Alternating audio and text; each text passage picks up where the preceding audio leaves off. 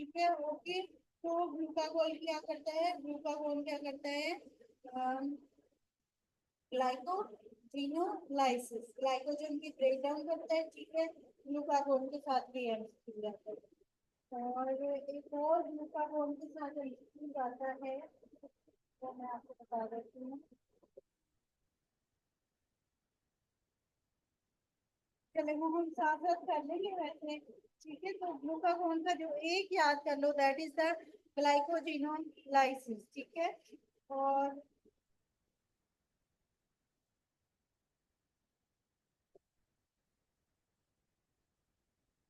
क्या होता है, ठीक है। तो उसके बाद जो है वो हमारे पास अगर आ जाता है इंसुलिन, तो इंसुलिन के अंदर, अच्छा ठीक है, ओके, वेट करो।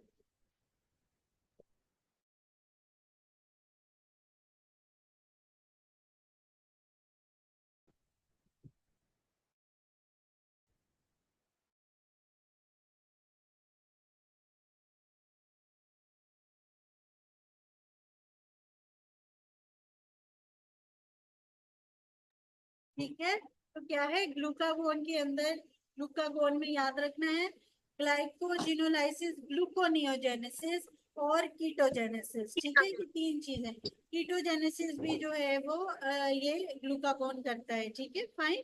तो कीटोजेनेसिस विद द ग्लूकोनियोजेनेसिस या ग्लाइकोजिनोलाइसिस, ये ग्लूकागोन है। ये बस इतना याद करो, यही बार बार आएगा, ठीक है। कीटोजेनेसिस के साथ ग्लाइकोजिनोलाइसिस या ग्लूकोनियोजेनेसिस या ग्लाइकोलाइसिस बस लिख दे, तो उसके अंदर भी यही ग्लूकागोन होता है, ठीक है, ग्लूकागोन को यही होता है। फिर अगर हमारे पास इंसुलिन का रोल आ जाता है, तो इंसुलिन का इमीडिएट इफेक्ट पूछते हैं। इंसुलिन जो है वो सेल के अंदर पोटाशियम को एंटर करवाती है। इंसुलिन फौरन फौरन सेल्स के अंदर पोटाशियम को एंटर करवाती है, इमीडिएट ये इफेक्ट होता है। इंटरमीडिएटली इंसुलिन जो है वो प्रोटीन सिंथेसिस करती है, ठीक है। तो जब भी इंसुलिन का इमीडिएट इफेक्ट आए तो आपको बताना चाहिए कि पोटेशियम को सेल्स में एंटर करवाएगी। फिर उसके बाद इंटरमीडिएट इफेक्ट इसका ये आएगा कि प्रोटीन सिंथेसिस करेगी।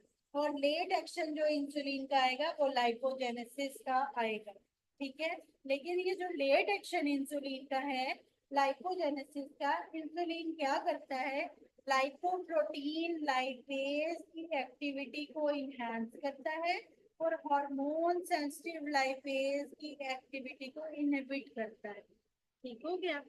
तो जो लाइपोजेनेसिस करता है, मतलब कि फैट की प्रोडक्शन कर रहा है, इंसुलिन लाइपोजेनेसिस कर रहा है, उसके अंदर क्या है कि अम, वो जो लाइपोप्रोटीन लाइपेज है उसको ज्यादा करता है, और जो हार्मोन सेंसिटिव लाइपेज है उसको कम करता है। ये भी एमसीक्यूज आता है कि लाइपोजेनेसिस इसका रोल कैसे प्ले करता है, तो वो इस तरह लाइपोप्रोटीन लाइपेज को बढ़ाता है और हार्मोन सेंसिटिव लाइपेज को कम करके इंसुलिन अपना लाइपोजेनेसिस का रोल प्ले करता है। लेकिन the start is with insulin जो है वो कैसे कैसे करता है, इंसुलिन करता है पोटेशियम को एंटर अंदर करता है, प्रोटीन की सिंथेसिस करता है और फिर लाइपोजेनेसिस करता है, ठीक है। ये इंसुलिन का है। अब उसी तरह नॉरएपिनेफ्रिन, एपिनेफ्रिन इसको इनहिबिट करेगा, जाहिर है। डिक्रीज ब्लड ग्लूकोज लेवल होंगे तो इनहिबिट होगा। सोमेटोस्टेटिन होगा तो सोमेटोस्टेटिन जो है ना वो हर चीज का जो है ना, अच्छा मैं कर रही हूँ। जो सोमेटोस्टेटिन है ना वो हर किसी के पीछे पड़ा, ठीक है, वो हर किसी का एनालॉग, ठीक है। सोमेटोस्टेटिन क्या है, हर किसी का एनालॉग है, क्योंकि ये हर चीज के पीछे पड़ा हुआ है। ग्रोथ हार्मोन के पीछे ये पड़ा हुआ है, इंसुलिन के पीछे ये पड़ा हुआ है, ठीक है। नॉर्मली भी आपको पता है पेंक्रियाज के कितने सेल्स होते हैं हमारे पास, अल्फा सेल्स, बीटा सेल्स और डेल्टा सेल्स। तो नॉर्मली पेंक्रियाज में अल्फा सेल्स ग्लूकागोन बनाते हैं, बीटा सेल्स इंसुलिन बनाते हैं, और बीटा सेल बहुत ज्यादा होते हैं, ठीक है। अबंडेंट सेल इन पेंक्रियाज भी हमारे पास बीटा सेल्स होते हैं जो कि इंसुलिन बनाते हैं, ठीक हो गया। उसके बाद डेल्टा सेल जो है वो ये सोमेटोस्टेटिन बनाते हैं। ये सारों के पीछे पड़ा रहता है, ये सोमेटोस्टेटिन इंसुलिन के भी पीछे पड़ा रहता है और ग्लूकागोन के पीछे भी पड़ा रहता है, ठीक है। तो ये जो हो गया वो डेल्टा सेल और सोमेटोस्टेटिन सेल, ठीक है।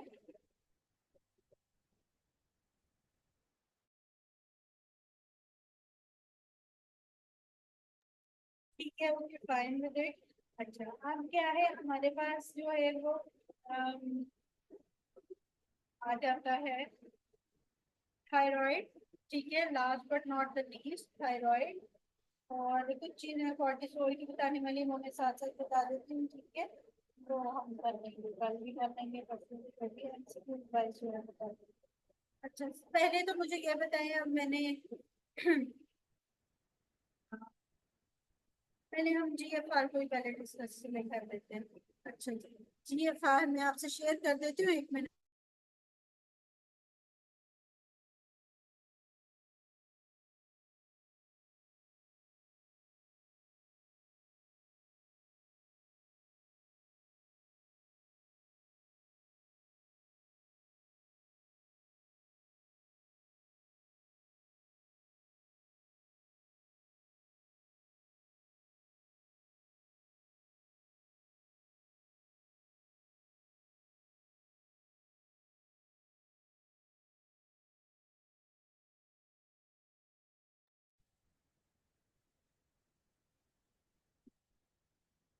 एक मिनट शेयर कर रही हूँ, फिर आ जाती है।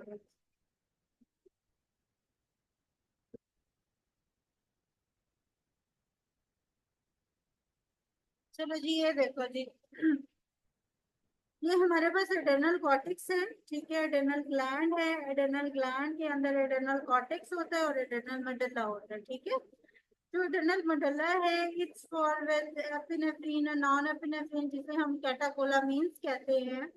और अगर इसकी कोई प्रॉब्लम हो तो नॉर्मली कैटाकोलामीन्स हमारे पास फियोक्रोमोसाइटोमा में रेज जाते हैं। ठीक है क्या? और स्ट्रेस के साथ भी बाज दफा एमसीक्यूज आ जाते हैं, वो मैं अभी बताती हूँ। ठीक है, अच्छा बस अभी इतना याद रखो कि जो जीएफआर लेयर है, ठीक है, ग्लोमेरुलोसा है, फेसिकुलाटा है एंड रेटिकुलर लेयर है, रेटिकुलरिस। ठीक है, ये एडर्नल कॉर्टेक्स की लेयर्स है। जो जो ग्लोमेरुलोसा है वहां से एल्डोस्टेरॉन बनता है। जो हमारे पास फेसिकुलाटा है वहां से कॉर्टिसोल बनता है। और जो हमारे पास रेटिकुलरिस है वहां से एंड्रोजन एंड सेक्स हार्मोन्स बनते हैं। ठीक हो क्या? अब इसके बाद क्या है कि जो ये है यहाँ पे एल्डोस्टेरॉन है, इसको कौन इनहेंस करता है? एंजियोटेंसिन 2 करता है या हाइपरकेलीमिया करता है? क्योंकि एल्डोस्टेरॉन जो होता है ये बॉडी में पोटाशियम को सेंस करता है। जब बॉडी में पोटाशियम ज्यादा होगा, एल्डोस्टेरॉन अपना रोल प्ले करेगा, पोटाशियम उठा के बॉडी से बाहर फेंक देगा। ठीक हो गया? फिर उसके बाद मोटा मोटा इसका भी एल्डोस्टेरॉन तो बता रही हूँ, बाकी हम नेफ्रो में डिस्कस करेंगे। ठीक है, तो ये यहाँ तक अभी समझ लो बस इतना कि जब एल्डोस्टेरॉन ज्यादा हुआ उसने बॉडी से जो है वो पोटाशियम उठा के बाहर फेंका। और उसने जो है वो, आवाज नहीं आ रही, आवाज का एक तो पता नहीं क्या इशू है। हालांकि जब मैं आ रही है आवाज। पहले कट रही थी, अब आ रही है। नंबर वाले स्टूडेंट्स की रहती है उनको भी सही स्मूथली चलता रहता है, पता नहीं शायद इस टाइम का प्रॉब्लम है। आ रही है, ओके ओके। मैं तो बिल्कुल ना ऊंचा ऊंचा बोले तो क्या आप लोगों को समझ भी आए कि क्या बोल रही हूँ। अच्छा ठीक है, तो यहाँ पे क्या है कि जब भी हमारी बॉडी में हाइपरकेलीमिया होगा, ठीक है, तो एल्डोस्टेरॉन एक्टिवेट हो जाएगा, क्योंकि ये बॉडी में पोटाशियम को सेंस करता है और ये पोटाशियम उठा के बॉडी से बाहर फेंक देगा। फाइन। फिर उसके बाद हमारे पास वेसिकुलेटा में कॉर्टिसोल आता है। कॉर्टिसोल कैसे निकलता है?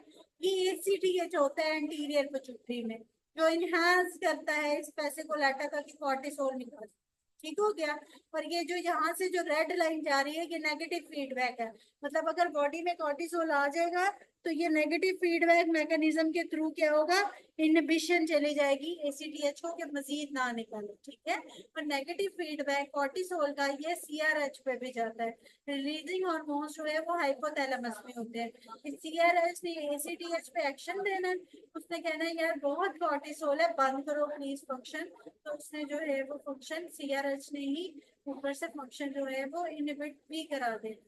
और दूसरा, सीआरएच जो है वो एसीटीएच पे एक्शन लेगा, उसके बाद वो आगे जाके ये फेसिकुलेटा को देगा। ठीक हो गया? इसी तरह ही ये जो एसीटीएच है ये इनहांस करता है इस रेटिकुलरिस लेयर को, जिसमें एंड्रोजन एंड ये सेक्स हार्मोन्स बन जाते हैं। इसके अंदर जो है वो जो एंड्रोजन और सेक्स हार्मोन्स बनते हैं, फिर उसमें वो डाईहाइड्रोटेस्टोस्टेरॉन टेस्टोस्टेरोन जो मैंने आपको बताया वो सब है। ठीक है, यहाँ तक समझ आ गई है। और बाकी ये एपिनेफ्रिन का बताया हुआ, ये डना मडल्ला का मैंने आपको बता दिया, कैटाकोलामिन के साथ है। अब जो ये स्ट्रेस वाला है ना, ये एमसीक्यूज बहुत दफा आता है, स्ट्रेस वाला। ठीक है,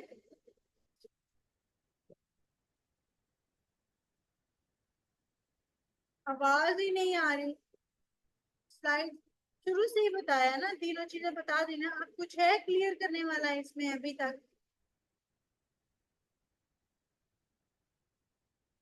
नहीं, ये समझ आ गई डॉक्टर मान।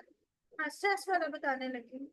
ये यहाँ तक मुझे बताएं, लेयरिंग का तो हो गया ना। ठीक है, लेयरिंग के साथ यही एमसीक्यूज आते हैं, लेयरिंग का हो गया। अब स्ट्रेस वाला अच्छे से सुन लो कि जब भी बॉडी में स्ट्रेस आना है, स्ट्रेस का एमसीक्यूज आए, तो उसमें हमने खाली स्ट्रेस अभी बोल रही, सिंपल स्ट्रेस। ठीक है, जो स्ट्रेस का एमसीक्यूज आए उसमें हमने कॉर्टिसोल को प्रेफर करना है ओवर एसीटीएच।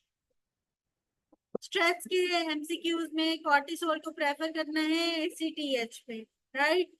और अगर अर्ली स्ट्रेस आए तो उसके अंदर अर्ली में सीआरएच, एसीटीएच, फिर कॉर्टिसोल। समझ आ रही है बात की? अर्ली स्ट्रेस में सीआरएच, एसीटीएच, फिर कॉर्टिसोल। स्ट्रेस में कॉर्टिसोल, एसीटीएच। ठीक है, फाइन, ये इसका सीक्वेंस यही है। अच्छा, मैं बता देती हूँ। ये जब मैंने स्लाइड शुरू की थी, I said that there is GFR, adrenal cortex की लेयर होती है, glomerulosa, fasciculata, reticularis. Adrenal medulla में हमारे पास कैटेकोलामीन्स होते हैं, एपिनेफ्रिन, नॉर एपिनेफ्रिन।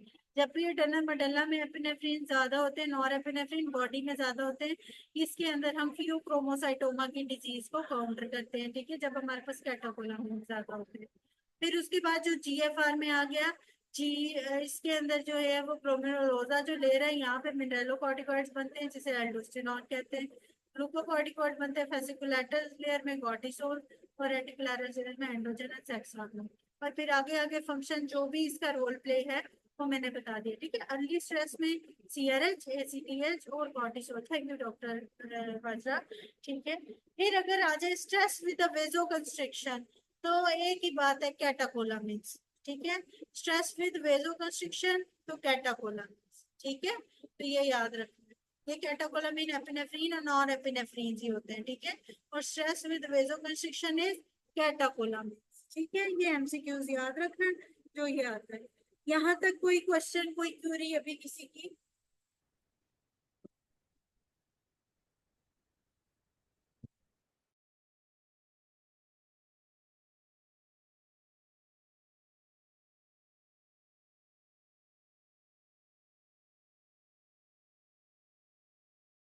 ठीक है, ओके। और कॉर्टिसोल का दूसरा मैंने क्या बताया था, दैट इज अंदर जो इंट्रा हेपेटिक जो होता है ना प्रोटीन्स के लिए, कॉर्टिसोल वो इंट्रा हेपेटिक तो एनाबोलिज्म कर रहा होता है लीवर के अंदर प्रोटीन की, और बाहर एक्स्ट्रा हेपेटिक कैटाबोलिज्म करता है। एंड मोस्ट पोटेंट एनाबोलिक कौन सा है?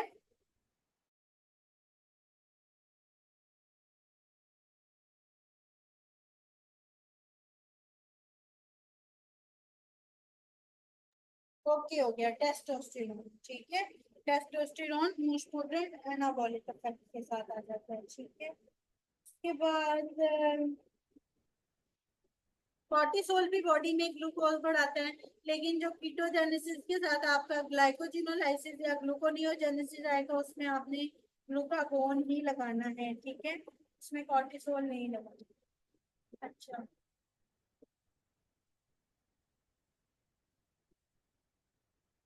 अच्छा, बाज दफा ना हमारे पास ये एल्डोस्टेरॉन और एडीएच में बड़ी कंफ्यूजन आ रही होती है।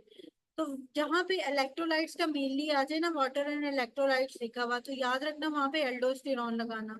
क्योंकि एल्डोस्टेरॉन ना जहाँ पे पोटेशियम के साथ रोल प्ले कर रहा होता है ना, वहाँ पे वो वाटर के साथ भी रोल प्ले करता है। ठीक है, तो जहाँ पे वाटर और इलेक्ट्रोलाइट इम्बैलेंस की बात करेगा तो एल्डोस्टेरॉन लगाना। ठीक है, और जहाँ पे वो सिर्फ सोडियम या मेनली वाटर की बात करेगा, प्लाज्मा ऑस्मोलैरिटी की बात करेगा, वहां पे एडीएच लगाना। ठीक है, अगर एल्डोस्टेरॉन की ऑप्शन ना गिवन हुई वाटर इलेक्ट्रोलाइट्स के अंदर, तो फिर एडीएच लगा लेना, वरना एल्डोस्टेरॉन को प्रेफर करना। ठीक है, दोनों का फंक्शन मैं बता चुकी हूँ।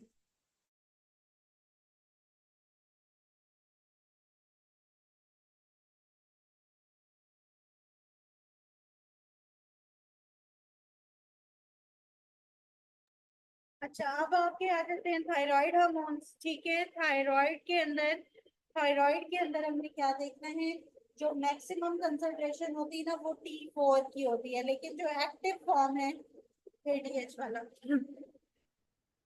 एडीएच के अंदर क्या होता है, एडीएच क्या करता है, ये आईफोन पे जो भी है, एडीएच का रोल बताइएगा पहले मुझे।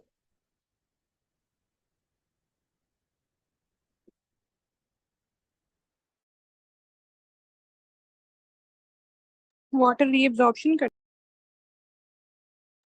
वाटर रीअब्जॉर्प्शन करता है, ठीक है, प्रिवेंट करता है डायरेसिस को, प्लाज्मा ऑस्मोलैरिटी को ये मेंटेन करता है। जब भी प्लाज्मा ऑस्मोलैरिटी फर्क में जाएगी, सबसे पहले एडीएच इंक्रीज होगा, ठीक है। तो एडीएच के लिए ऑस्मोलैरिटी ज्यादा जरूरी है, वाटर वाटर और इलेक्ट्रोलाइट बैलेंस के लिए एल्डोस्टेरॉन होता है, क्योंकि मेनली पोटाशियम का जो बैलेंस होता है ना वो एल्डोस्टेरॉन ही कर रहा होता है, और उसको हम इलेक्ट्रोलाइट्स में चेक करते हैं। अगर आपको पता हो तो मेनली हम पोटेशियम पे बड़ा जोर देते हैं इलेक्ट्रोलाइट्स में, कि वो ज्यादा या कम ना हो जाए। तो एल्डोस्टेरॉन जो है, अगर वाटर और इलेक्ट्रोलाइट का पूछ ले कि उसको बैलेंस कौन करता है, उसको एल्डोस्टेरॉन करता है, ठीक है, याद रखिए। अब कर लेते हैं हम थायराइड हार्मोन। थायराइड हार्मोन में हमारे पास क्या है, थायराइड में T3 T4 लेवल्स होते हैं, ठीक हो गया। T3 लेवल जो होता है वो फ्री फॉर्म है, एक्टिव फॉर्म है T3, एक्टिव फॉर्म है T3, ठीक है। और जो हमारे पास आ जाती है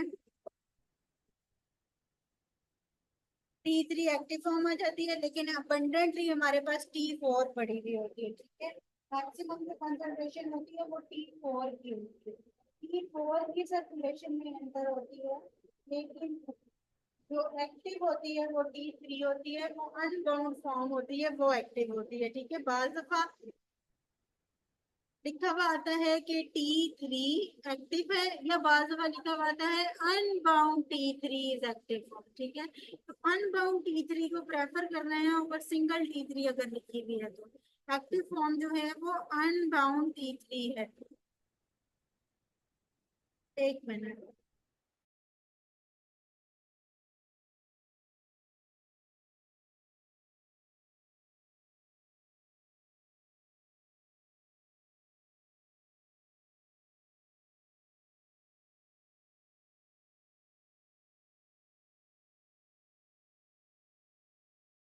ठीक है। तो जो एक्टिव फॉर्म है that is the unbound T3, और अगर उसकी ऑप्शन ना हो तो प्री T3 की भी ऑप्शन आप चूज कर सकते हैं, ठीक हो गया, समझ आ गई इस बात की। तो इसमें T4 बहुत ज्यादा बन जाते हैं, T3 उसमें एक्टिव फॉर्म होती है, और जो अनबाउंड T3 है उसको हम प्रेफर करते हैं और फिर उसके बाद जो है वो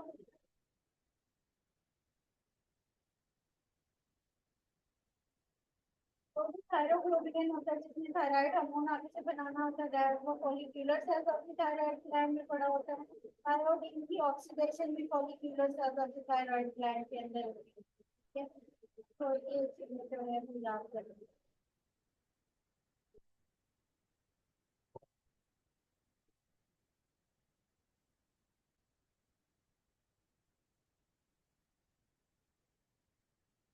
फिर यहाँ पे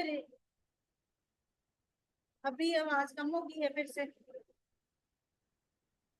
अब ठीक हो गई है।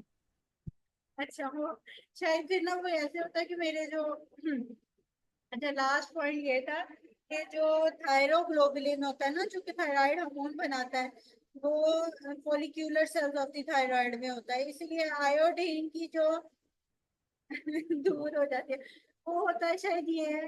इसलिए आयोडीन की जो ऑक्सीडेशन है ना, वो भी follicular cells of the thyroid में ही होती है, ठीक है। वो दूर इसलिए होती है कि वो शायद मेरा माइक जो है ना वो इस साइड से, वो माइक की एरिया वो जब चेंज होता है थोड़ा सा, तो वो साथ ही वो रोटेट कर जाता है। फिर मैं देखती हूँ कि आपको आवाज नहीं आ रही, साथ ही मैसेज आने लगते थे, मैडम आवाज नहीं आ रही। चलो, बहुत थोड़ा सा इशू आ रहा है। अच्छा, फिर ये है कि प्रोजेस्टेरॉन और ऑक्सीटोसिन जिधर हमने पढ़ा है, तो क्या होता है कि ड्यूरिंग द प्रेगनेंसी जो एंडोमेट्रियम होती है ना अर्ली टाइम पे, वो प्रोजेस्टेरॉन के लिए सेंसिटिव होती है, ठीक है।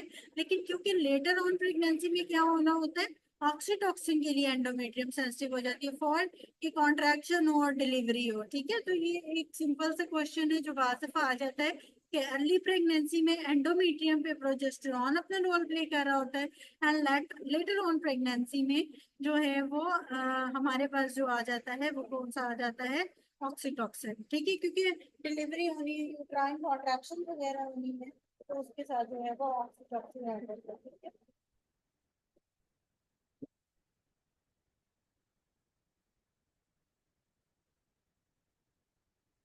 फिर कुछ डेफिनेशंस लाइक एंडोक्राइन हार्मोन्स कौन से होते हैं। एंडोक्राइन हार्मोन्स जो होते हैं वो ब्लड में डिस्ट्रीब्यूट होते हैं और टारगेट सेल पे जाके लगते हैं। ऑटोक्राइन कौन से होते हैं, जो सेम सेल पे आके लग रहे होते हैं, ठीक है, जिसमें प्रोस्टाग्लैंडिन्स आ जाते हैं। पैराक्राइन होते हैं जिसका लोकल एरिया पे अफेक्टेड इन लोकल प्रोडक्शन, जैसे कि सोमेटोस्टेटिन है, वो पैराक्राइन उसका एक्शन है। मतलब कि सोमेटोस्टेटिन ग्लूकागोन और इंसुलिन एक ही जगह से बन रहे हैं ना, तो सोमेटोस्टेटिन ने अपने लोकल सारे एरिया को कवर करना है, ठीक है। तो ये पैराक्राइन एक्शन होता है कि एक ही एरिया में ही आप खड़े खड़े सारी दवाई शुरू कर दो, ठीक है। तो सोमेटोस्टेटिन को स्टॉप से भी याद कर सकते हो कि ये हर चीज को स्टॉप करता है। दूसरा, ये लोकली खड़ा है, ये गार्ड है, ठीक है। तो ये लोकली पैराक्राइन एक्शन करता है और लोकली अफेक्ट करता है, ठीक है, हॉर्मोन्स को। ये जो न्यूरोक्राइन होते हैं वो आपको पता है कि न्यूरॉन क्लेफ्ट से, जैसे कि न्यूरोमस्कुलर जंक्शंस होते हैं जिसमें एसिटाइलकोलिन निकल रहा होता है, आगे जाके रिसेप्टर्स पे लग रहा होता है, ये न्यूरोक्राइन, ठीक है। फिर उसके बाद फीटल ब्रेन मैचुरेशन का आ जाता है, जिसमें थायराइड हार्मोन जो है, बाज दफा एमसीक्यूज आपके पास आएगा कि थायराइड हार्मोन जो है वो ज्यादा है या कम है, फीटल ब्रेन मैचुरेशन नहीं हुई, ठीक है। तो fetal brain maturation is very much related to thyroid hormone. Thyroid hormone का ये एक मेन फंक्शन है जो ये रोल प्ले करता है फीटल ब्रेन मैच्योरिटी में। लेकिन जो फीटल हार्ट है वो ग्रोथ हार्मोन बनाता है, ठीक है। तो ये दोनों चीजें याद रखिएगा कि अगर फीटल ब्रेन है तो वो थायराइड हार्मोन है, और अगर फीटल हार्ट है तो वो हमारे पास ग्रोथ है।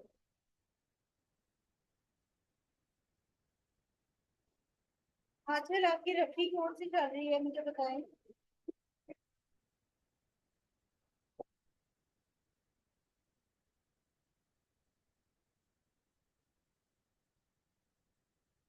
चलो अच्छी बात है, फीटल हार्ट ग्रोथ हार्मोन कराता है।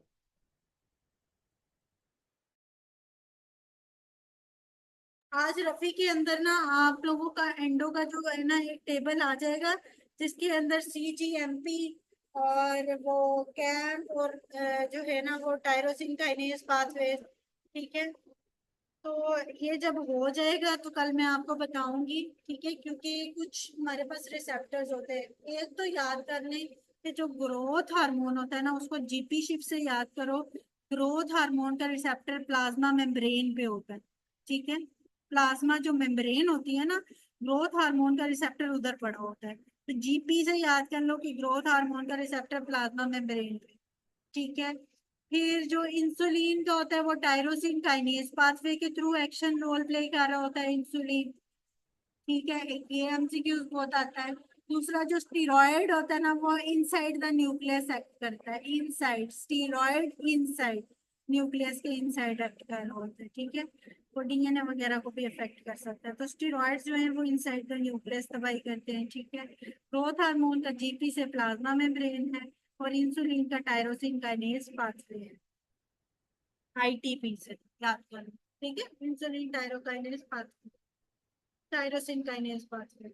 बाकी आप लोग करोगे CGMP में कौन कौन से आते हैं, IP3 में कौन से आते हैं, ठीक है। ये मैं कल आपसे पूछूंगी, कल हम जब इसमें MCQ डिस्कस करेंगे तो फिर उसी में ही हो जाएगी, ठीक है।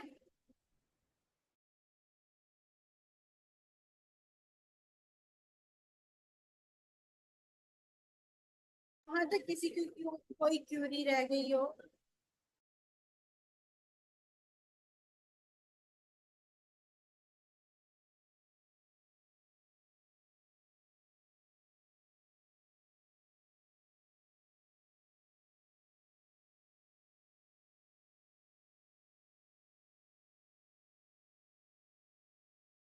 ठीक हो गया, सही है।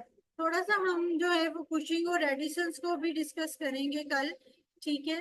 तो वो मुझे पहले ही मैं जो है वो आपको करवा दूंगी कल ही, ठीक है। उसका एक टेबल रफी में भी बहुत अच्छा गिवन है, रफी में भी बहुत अच्छा उसका टेबल गिवन है कुशिंग का, एडिशंस का, ठीक है। तो वो हम उधर से एक दफा जो है ना वो रिवाइज कर लेंगे ताकि हमें थोड़ा नो हाउ हो जाए बिफोर डूइंग एमसीक्यूज, ठीक है।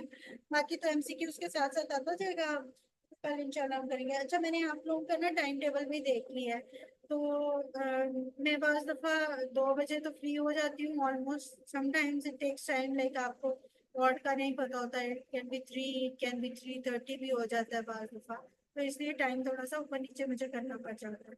तो कल का टाइम टेबल जो है वो मैं आप लोगों को हाफ या 1 आवर बिफोर जो है वो बता दूंगी, ठीक है।